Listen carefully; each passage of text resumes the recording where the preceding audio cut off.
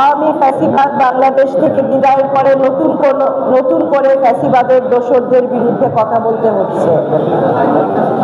প্রিয় সাংবাদিক ভাইরা, গত 19 অক্টোবর 2025 সালে কৃষ্ণনগর ইউনিয়নের করমান্দিপুর বাজারে পূর্ব ঘোষিত 31 দফার প্রচারপত্র বিতরণের সময় সরকার কর্তৃক নিষিদ্ধ ঘোষিত সংগঠন আওয়ামী লীগের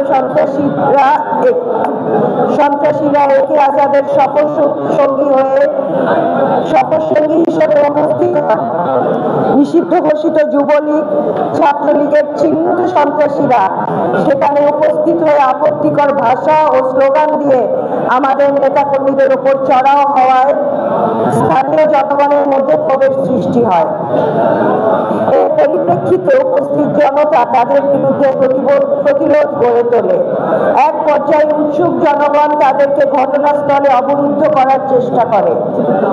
সে সময় সেখানে থাকা বিএনপি নেতাকর্মী এবং প্রশাসনের সাহায্যে একে আজাদ সাহেব সহ তার সহসঙ্গীরা ঘটনাস্থল ত্যাগ করার সময় একটি বালক ছেলে, যে আমাদের দলের কেউ না, কোনো আখ বা একটি আমরা যাকে বলি গ্যান্ডারি, স্থানীয় গ্যান্ডারি দিয়ে গাড়িতে একটি হালকা আঘাত করে এবং সঙ্গে সঙ্গে আমাদের নেতাকর্মীরা তাকে নিবৃত করে আক্রান্ত গাড়িটিকে সেই স্থান ত্যাগ করার সুযোগ করে দেয়।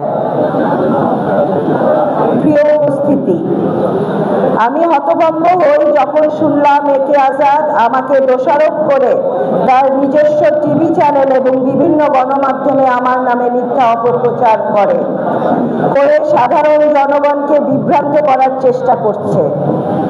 ওয়ালটন এখন দেশের সীমানা পেরিয়ে পৌঁছে গিয়েছে 50টিরও বেশি দেশে।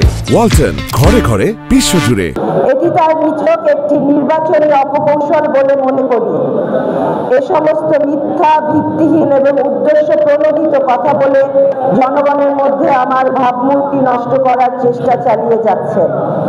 ইতিপূর্বে তিনি তার নিজস্ব গণমাধ্যমকে ব্যবহার করে এবং প্রশাসনের দুর্বলতাকে কাজে লাগিয়ে মিথ্যা মামলা দিয়ে হয়রানি করে এবং আমাদের দলের নেতাকর্মীদের ভাবমূর্তি ক্ষুণ্ণ করার চেষ্টা করে।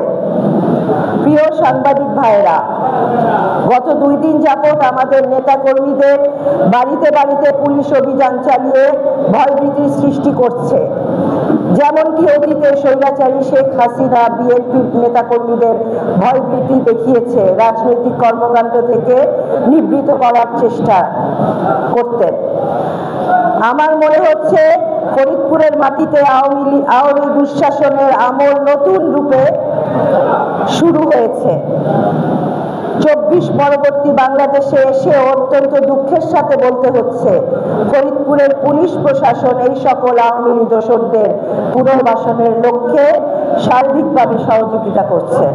অতি দ্রুততম সময়ের মধ্যে নিষিদ্ধ ঘোষিত সংগঠন আওয়ামী লীগ ফরিদপুর জেলা শাখার সাবেক সহসভাপতি এবং বর্তমান উপদেষ্টা মণ্ডলীর সদস্য একে আজাদ সহ ফ্যাসিবাদের পুনর্বাসনকারীদের বিরুদ্ধে যথাযথ ব্যবস্থা গ্রহণের জন্য অনুরোধ করছি।